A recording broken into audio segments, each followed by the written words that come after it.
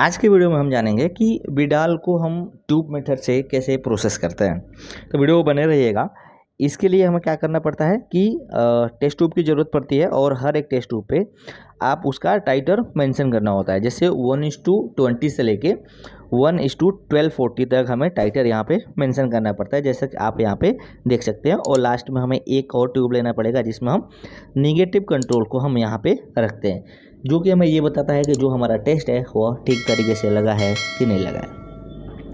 अब इस प्रोसेस को करने के लिए यहाँ पे हर एक किट में लिटरेचर दिया होता है, जहाँ पे मेंशन रहता है कि आप बिडाल ट्यूब मेथड से कैसे प्रोसेस कर सकते हैं, कितनी मात्रा में आपको सैंपल रिएजेंट या डाइल्यूशन बनाने की आवश्यकता पड़ती है। तो आप इस लिटरेचर को छोड़ दो, मैं आपको और बेहतर तरीके से बताने की कोशिश करता हूँ कि आपको जब भी ट्यूब मेथड से विडाल करना होगा तो आप एक बार में भी नहीं भूल पाओगे और हमेशा के लिए आपको ये चीज़ें याद रहेगा। तो हम क्या करेंगे, सबसे पहले हम नॉर्मल सलाइन, हमें NS की ज़रूरत पड़ती है जो कि डाइल्यूशन बनाने में हमारी मदद करता है। तो चलिए हम पहले इसको डाइल्यूशन बनाते हैं। डाइल्यूशन के लिए हम क्या करेंगे, नॉर्मल सलाइन को लेंगे और जो सबसे पहला हमारा ट्यूब होगा उस ट्यूब में हम क्या करेंगे 1.9 ml यानी कि 1900 माइक्रोलीटर हमें नॉर्मल सलाइन लेना है। 1900 माइक्रोलीटर नॉर्मल सलाइन। तो हम सबसे पहले ट्यूब में जैसे OH, AH और BH इन सब के पहले ट्यूब में 1.9 ml हम नॉर्मल सलाइन यहाँ पे पहले हम क्या करेंगे, ले लेंगे। तो चलिए मैं सब में पहले 1.9 ml नॉर्मल सलाइन में यहाँ पे ले लेता हूँ और फिर बाकी के उसके अलावा जितने भी होगा उन सब सारे ट्यूब में हम क्या करेंगे 1 ml नॉर्मल सलाइन लेंगे।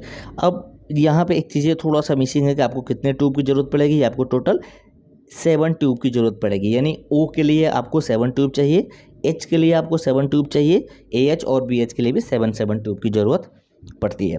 क्यों पड़ती है? क्योंकि हम जब डाइल्यूशन बनाते हैं तो 1:20, 1:40, 1:80, 1:160, 1:320, 1:640 एंड 1:1240, 1280 या 240 ये हमारा जो डाइल्यूशन होता है वो हम बनाते हैं। तो हमने पहले ट्यूब में 1900 माइक्रोलीटर हमने नॉर्मल सलाइन ले लिया। अब बाकी के जितने भी ट्यूब हैं उन सब में हम क्या करेंगे 1 ml बाकी सब में हम नॉर्मल सलाइन को भर लेंगे। और जो हमारा नॉर्मल कंट्रोल है, जो सबसे लास्ट का ट्यूब है जिस पे NC लिखा हुआ है, उसमें भी हम क्या करेंगे 1 ml तक नॉर्मल सलाइन को हम यहाँ पे रख लेंगे। तो चलिए मैं यहाँ पे पहले नॉर्मल सलाइन सारे ट्यूब में मैं फिल कर देता हूँ, फिर आपको बताता हूँ कि हम टाइटर को कैसे बनाएंगे, यानी कि हम जो डाइल्यूशन जो होता है सीरियल डाइल्यूशन उसको हम कैसे बनाते हैं। तो अभी हमने सब में ले लिया है 1 ml। अब हम क्या करेंगे, ये हमारे पास एक रिएजेंट होता है जिससे हम बिडाल स्लाइड मेथड से भी कर सकते हैं और ट्यूब मेथड से भी कर सकते हैं, यानी कि दोनों मेथड से हम यहाँ पे इस रिएजेंट से हम टेस्ट को कर सकते हैं। तो ये रिएजेंट हम ले लेंगे और उसके पहले हम क्या करेंगे, जो हमने पहले ट्यूब में 1.9 ml नॉर्मल सलाइन जो हमने लिया था उसमें क्या करेंगे हम 100 माइक्रोलीटर हमें पेशेंट का सीरम सैंपल मिक्स करना है।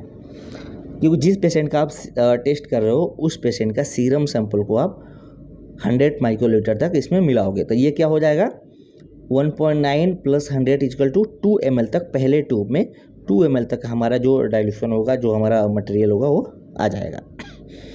तो हम पहले 100 माइक्रोलीटर इसमें सैंपल को मिक्स कर लेंगे। तो आप लोग भी सैंपल को इसमें ले लीजिए और ये चारों में लेना है आपको। O में भी 100 माइक्रो, H में भी लेना है, AH में भी लेना है और BH में भी लेना है। तो सब में हम 100 माइक्रो लेंगे।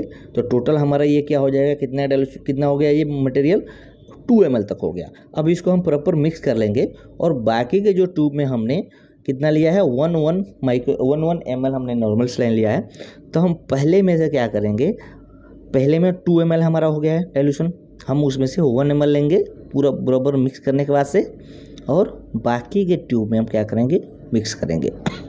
जैसे देखिए पहले में हमने मिक्स किया 1 ml, दूसरे में डाला, दूसरे को हम मिक्स करेंगे, फिर उसमें से 1 ml निकाल के हम तीसरे में मिक्स करेंगे, फिर तीसरे में से 1 ml मिक्स करके हम चौथे में डालेंगे। तो ऐसा हमें 7 ट्यूब तक हमें ये प्रक्रिया करना है सबके लिए, यानी कि OH, AH और BH। तो हम पूरा प्रॉपर तरीके से इसको हम यहाँ पे मिक्स करेंगे और मिक्स करने के बाद से 7वें ट्यूब के बाद से जो 1 ml जो हम निकालेंगे उसको हमें डिस्कार्ड कर देना है। हमें लास्ट वाले यानी कि NC वाले में, नॉर्मल कंट्रोल वाले में हमें नहीं डालना है, उसको हमें फेंक देना है। जैसे देखो यहाँ पे मैं क्या कर रहा हूँ, इसमें हमने मिक्स किया, इसका 1 ml हमने इसमें मिक्स किया और मिक्स करने के बाद से इसका 1 ml हम निकालेंगे और 1280 वाले में हम मिक्स कर देंगे और मिक्स करने के बाद फिर 1 ml हम निकालेंगे और फेंक देंगे। तो ऐसे क्या हो जाएगा, हमारे सारे ट्यूब में 1 ml हमारा नॉर्मल सलाइन का डाइल्यूशन आ गया। ठीक है, अब ये हमने फेंक दिया। सेम प्रक्रिया अब हम करेंगे H के लिए भी। H वाले में भी पहले में हमें 2 ml तक नॉर्मल सलाइन और 100 माइक्रोलीटर पेशेंट सीरम है, सेम हम मिक्स करेंगे और 1 ml सेकेंड ट्यूब में डालेंगे और सेम ऐसे ही हम नेक्स्ट जितने भी 7 ट्यूब तक है वहाँ तक ये प्रक्रिया को हम करते जाएंगे। हमेशा याद रखना, जब भी आप मिक्सिंग करो तो मिक्सिंग प्रॉपर होना चाहिए, क्योंकि अगर मिक्सिंग प्रॉपर नहीं होगा तो फिर आपका डाइल्यूशन गलत हो जाएगा और फिर आपके रिजल्ट की जो एक्यूरेसी होगी वह एक्यूरेट रिजल्ट नहीं हो पाएगा।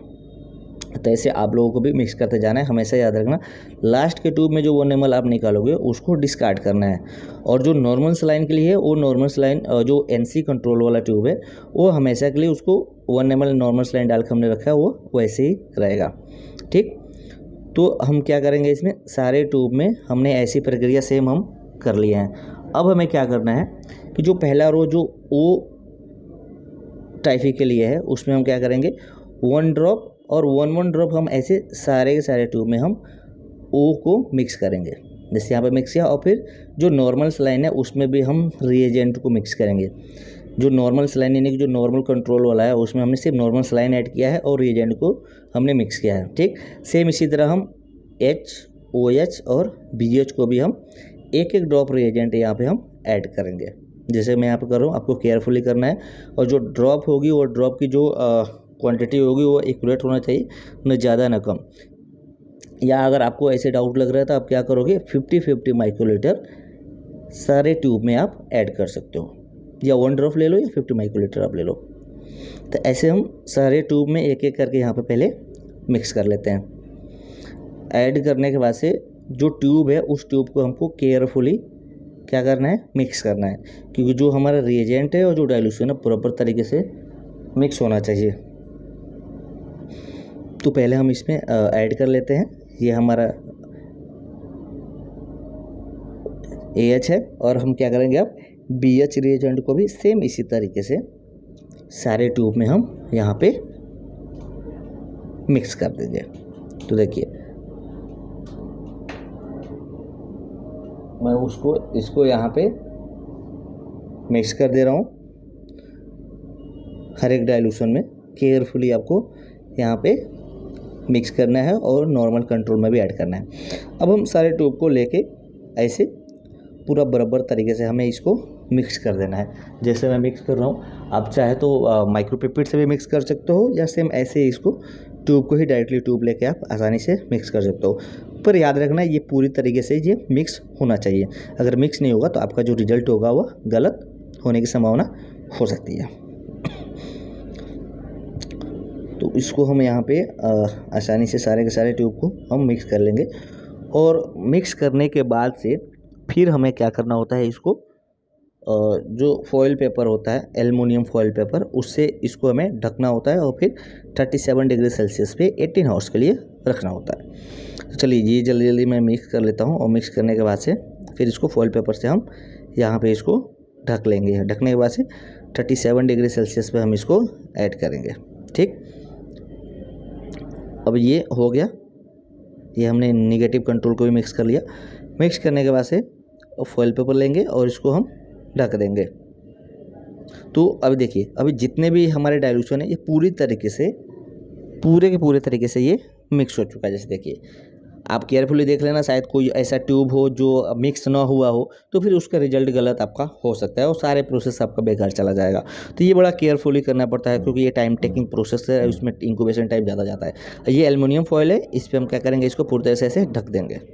ढकने के बाद से हम इंक्यूबेशन में रखेंगे 37 डिग्री सेल्सियस पे 18 आवर्स के लिए इंक्यूबेट करेंगे इसको। तो हम यहाँ पर रख देते हैं और आपको टेम्परेचर भी मैं दिखा दूँगा, 37 डिग्री सेल्सियस होता है यहाँ पे। देखिए ठीक है, आपके लैब में इनक्यूबेटर होगा। और फिर इसको हम 18 घंटे का वेट करेंगे। आफ्टर 18 आवर्स हम चलिए अब इसको रिजल्ट को इंटरप्रेट करते हैं। तो ये 18 घंटे हो चुका है, अब हम इसको लेंगे। तो यहाँ पे हमें टेस्ट को देखने के लिए क्या करना होता है कि जो भी हमने ये टेस्ट लगाया था उसके बॉटम में देखना। जैसे देखिए इसके बॉटम में जो भी रिएजेंट है ये यहाँ पे क्लम से दिख रहा है और पूरा नीचे सेटल हुआ है। जो भी पॉजिटिव होता है ना, क्लम से बन के सेटल हो जाता है। इसमें ऐसे रिजल्ट को इंटरप्रेट करना पड़ता है। और जिसमें नहीं होता है उसका देखिए, इसके बॉटम में आप देखोगे इसमें सेटल नहीं हुआ है या बहुत कम। जैसे ये देखो ये निगेटिव है, इसके बॉटम में आप देखो ये निगेटिव है, इसमें सेटल नहीं हुआ है रिएजेंट को। यहाँ पे भी सेटल नहीं हुआ है रिएजेंट, ये दोनों देखोगे आप तो यहाँ पे ये निगेटिव है, यानी कि निगेटिव कंट्रोल और 1:12 80 निगेटिव है। लेकिन आप यहाँ पे देखोगे एच में देखोगे नीचे बॉटम में सेटल हो चुका है, यानी कि जो हमने टेस्ट लगाया था ये पॉजिटिव है। तो हमें देखना पड़ता है कितने डाइल्यूशन तक यह टेस्ट आपका पॉजिटिव आ रहा है और फिर आपको रिजल्ट पे आप मेंशन करके दे सकते हो। जैसे इसमें भी एच में भी 1:12 80 तक पॉजिटिव आ रहा है। अब यहाँ पे AH में आप देखोगे तो यहाँ पे सेटल हुआ ही नहीं है। जो बॉटम देखोगे बॉटम में सेटल नहीं हुआ है, ये रोटेशन नहीं है और सेटल नहीं है। जैसे देखो यहाँ पे वो छोटा सा दिखा रहा है जिसको हम नहीं मानते। तो इस तरह से आप रिपोर्टिंग कर सकते हो और प्रोसेस कर सकते हो। कुछ अगर डाउट आएगा तो जरूर कमेंट करना। फिर मिलते हैं एक नई वीडियो में नए टॉपिक के साथ में। उम्मीद करता हूँ विडाल ट्यूब लगाना आप पूरी तरह से अभी सीख चुके होंगे। तो वीडियो को लाइक करके चैनल को सब्सक्राइब कर देना।